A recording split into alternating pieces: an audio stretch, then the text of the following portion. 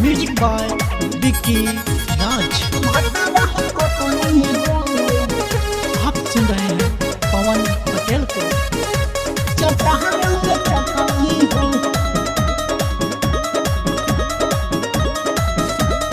हमारा से दूर पिया सुततार सौतीन के संगे मजा लूटतार। अरे बोला ना ये राजा।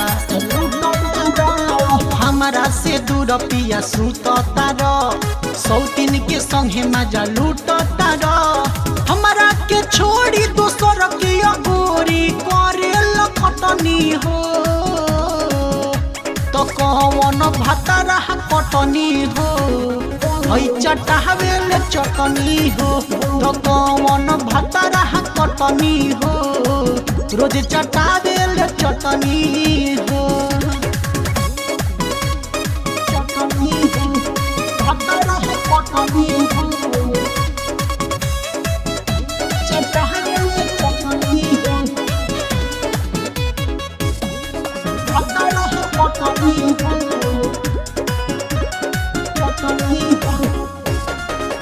रोवे जवानी मोर से जिया परात में सुते तू जाल काहे सौतीन के साथ में। अरे सही सही जगह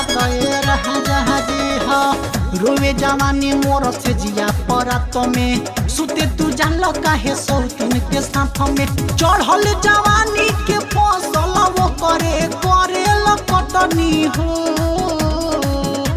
तो कौन भातारा कटनी हो रोज चटावेल चटनी हो तो कौन भातारा कटनी हो रोज चटावेल चटनी हो।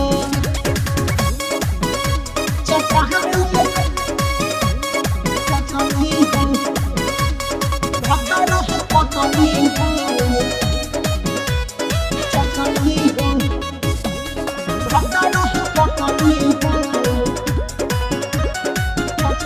हो पवन पटेल बात बुझ में हर के न तो यार खोजम घर से बहर के।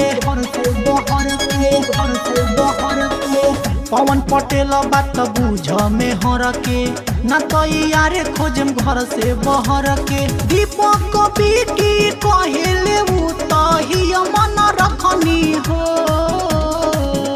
तो कौन भातारा कटनी हो रोज चटावेल चटनी हो तो कौन भातारा कटनी हो रोज चटावेल चटनी।